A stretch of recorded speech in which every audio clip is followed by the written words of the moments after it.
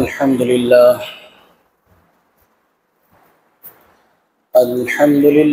نحمده ونستعينه ونستغفره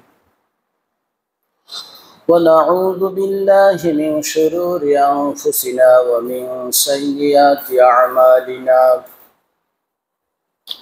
من يهد الله فلا مضل له ومن يضلله فلا هادي له أشهد أن لا إله إلا الله وحده لا شريك له ونشهد أن سيدنا وسندنا ومولانا محمدا عبده ورسوله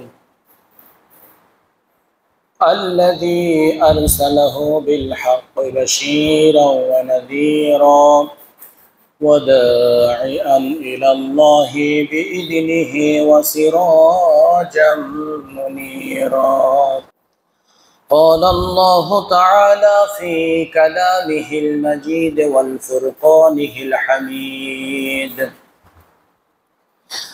الذين يؤمنون بالغيب ويقيمون الصلاة ومما رزقناهم ينفقون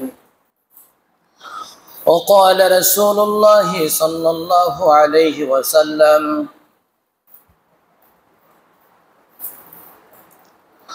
رأس الأمر الإسلام وعموده الصلاة وذروة سنامه الجهاد সম্মানিত উপস্থিতি, আল্লাহ রাব্বুল আলামিনের দরবারে লাখো কোটি শুকরিয়া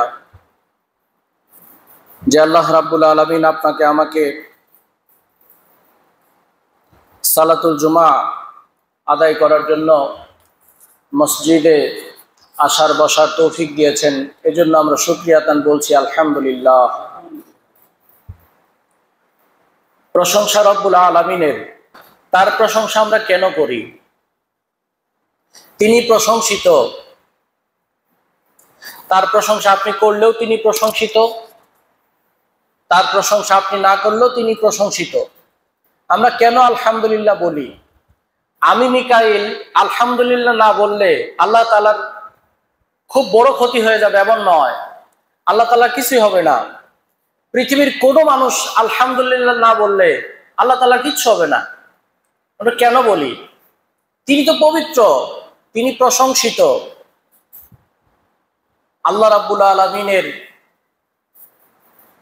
প্রিয় একজন ব্যক্তিত্ব মুহাম্মদুর রাসূলুল্লাহ সাল্লাল্লাহু আলাইহি ওয়াসাল্লাম তিনি বলেছেন, আল্লাহর প্রশংসা মানুষ যত করবে আল্লাহ তার প্রশংসা দুনিয়াতে ছড়িয়ে দিবে। বলি আলহামদুলিল্লাহ।